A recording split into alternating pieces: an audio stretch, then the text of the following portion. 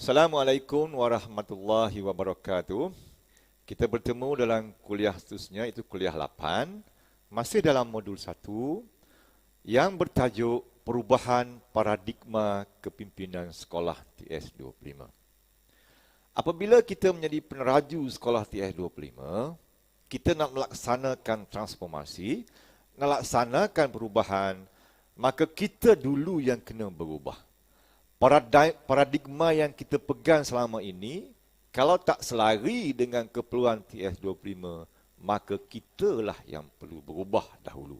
Sebab itu saya sebut di sini perubahan paradigma kepimpinan. Pemimpin perlu berubah, barulah anak-anak buah akan berubah. Baik. Perubahan paradigma kepimpinan sekolah PGB dalam TS25 ini, apakah perubahan yang PGB kena buat? Ialah yang pertama, perubahan gaya kepimpinannya. Daripada memimpin secara terpisah mengikut bidang kepada memimpin secara kolaboratif. Selama ini mungkin kita lihat GPK HAM, GPK1, GPK Koko sebagai 3 entiti yang berbeza. Tak pernah kita gabungkan ketiga-tiganya. Kalau itulah cara kita, divide and rule, maka dalam konteks TS25, kita tak boleh lagi buat macam itu. Kita kena gabungkan. Saya akan tunjukkan nanti. Yang kedua, pengurusan kerja kita kena berubah. Daripada top to bottom, bersifat mengarah, memberi arahan kepada bottom to up. Bawah ke atas. Ke arah dira. Apa dia dira? Do it right always. Jadi kita kena bimbing, kita kena pimpin anak-anak buah kita supaya sentiasa melaksanakan perkara yang betul. Okey? Sebab itu kita kena bimbing, bukan lagi mengarah semata-mata. Yang ketiga, perubahan yang ketiga ialah perubahan hala tuju, visi dan misi sekolah. Kalau dulu kita nak bertanding, nak bersaing, nak ranking, nak banding, sampai terlupa soal kemenjadian murid. Tapi hari ini, kita kena ubah caranya, iaitu membina kemenjadian murid secara holistik. Ini yang utama. Bukan lagi nak gah, bukan lagi nak hebat, nak nombor 1, nak kejar GPS. Bukan lagi seperti itu. Sedangkan anak-anak murid kita terkebelakang. Yang penting hari ini, ruh dan jiwa kita ialah kepada kemenjadian anak-anak murid kita. Kemudian perubahan seterusnya adalah perubahan fokus. Kalau dulu kita berfokus kepada output, keputusan peperiksaan yang ditunggu-tunggu, yang dinanti-nanti. Tapi hari ini kita fokus kepada outcome, iaitu kemenjadian murid secara holistik. Peperiksaan penting sebagai pengukuran, tetapi yang lain-lain juga penting. Kita kena bawa bersama. Tak boleh kita lihat pada satu dimensi sahaja. Kemudian yang kelima, perubahan yang kelima adalah dari segi tawaran perkhidmatan. Kalau dulu kita berteraskan ilmu, sekarang kita berpaksikan nilai. Perkhidmatan berteraskan nilai, bukan ilmu semata-mata. Sekolah bukan tempat untuk sumbat ilmu semata-mata, tapi sekolah sebagai tempat untuk membina akhlak, membina nilai, membina sasiah diri anak-anak itu. Kemudian yang keenam, yang paling penting pada saya ialah perubahan instructional, PDPC. Daripada PDP konvensional kepada PDP berpusatkan murid. Jadi, bagi PGB sekolah TS25, dia kena ada ruh dan jiwa instructional. Mesti tebal dengan jiwa instructional. Mesti sentiasa bersama dengan PDPC guru.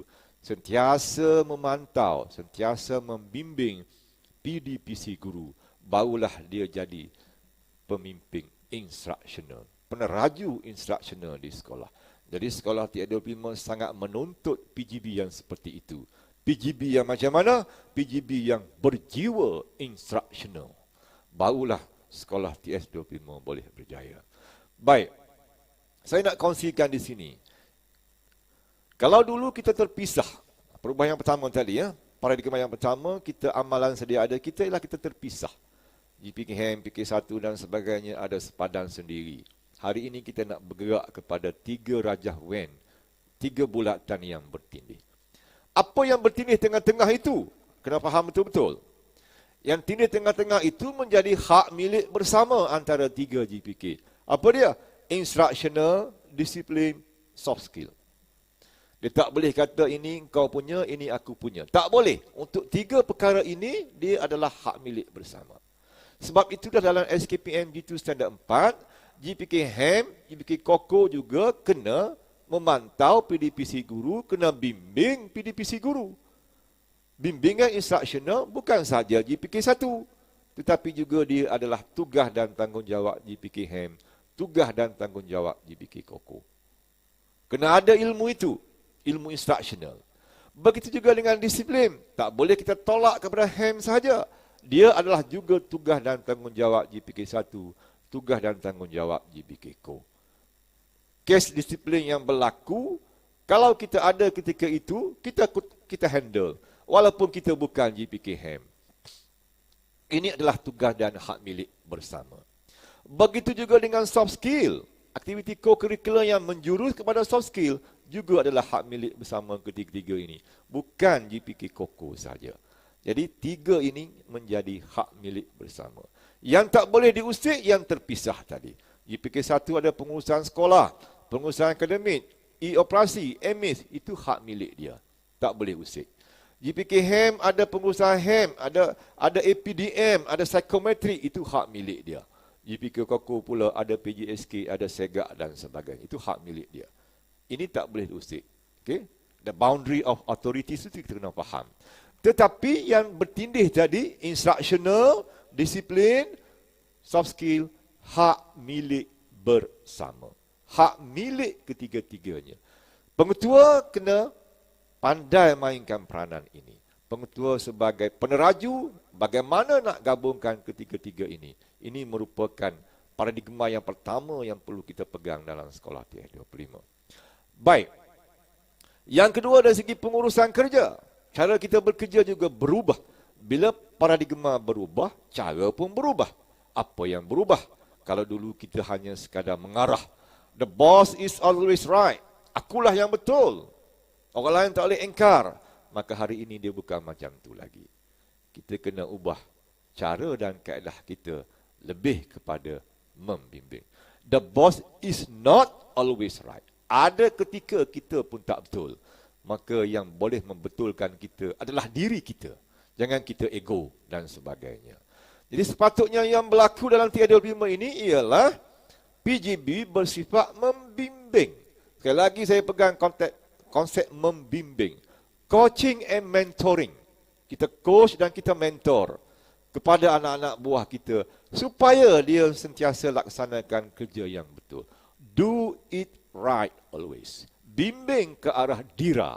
Apa itu dira? Do it right always. Kalau ini kita boleh mainkan peranan, insya-Allah kita menjadi pengetua guru besar yang hebat. Yang ketiga, perubahan hala tuju seperti mana yang telah saya terangkan tadi. Kalau dulu kita nak bersaing, nak apa ni? Ranking, banding dan sebagainya, tapi hari ini kita lebih kepada membina kemenjadian murid, memperkasa kemenjadian murid. Murid itu nombor 1, barulah nama dan sebagainya. Yang keempat, perubahan fokus. Saya ambil contoh fokus data. Kalau dulu data kita bersifat output. Output, hari ini kita pergi kepada outcome.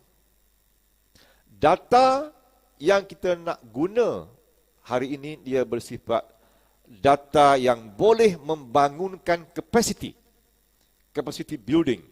Sebab itu kita perlukan data dari suara guru, data dari suara murid, data dari learning walk, data dari PLC, data dari soal selidik yang kita analisis, kita sintesis dan kita gunakan, kita strategikannya, kita intervensikannya untuk membangunkan sekolah.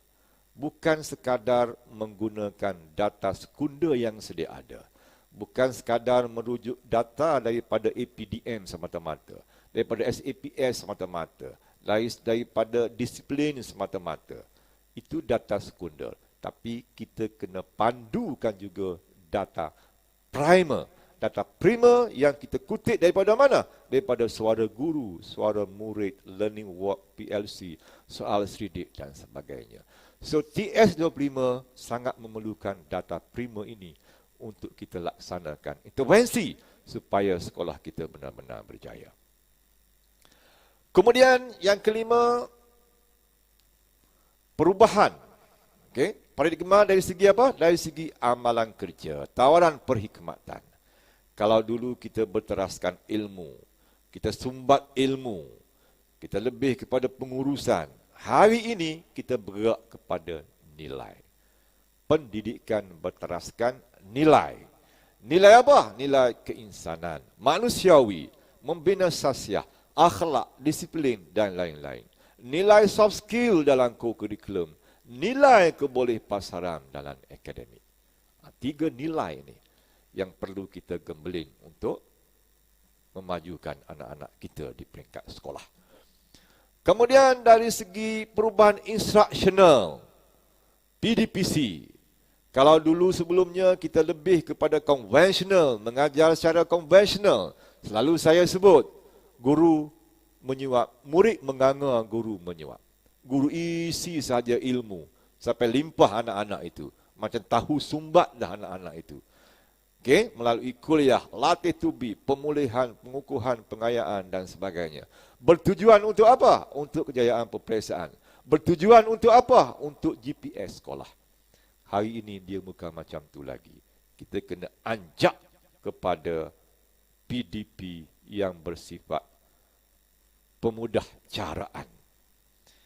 Contemporary PDP yang memfokuskan kepada PAK 21. Deep learning, pembelajaran bermakna. PDP yang memfokuskan kepada aktiviti murid. Student centered, bukan teacher centered. PDP yang mencorak, yang berfokuskan kepada fun learning, didik hibur. 4K1N, soft skill, elemen melentas kurikulum, PBD, pembelajaran digital, digital learning. Inilah wadah-wadah baru yang kita kena faham untuk kita laksanakan dalam PDP hari ini. Bertujuan untuk apa? Untuk kemenjadian murid dan juga kebolehpasaran murid. Jadi, PGB Sekolah TS25 adalah pemimpin yang berjiwa besar dalam instruksional. Saya ulang balik, pemimpin yang berjiwa besar dalam instruksional. Itulah paradigma yang pertama yang harus kita pegang. Sekian, wabillahi taufiq wa hidayah. Wassalamualaikum warahmatullahi wabarakatuh.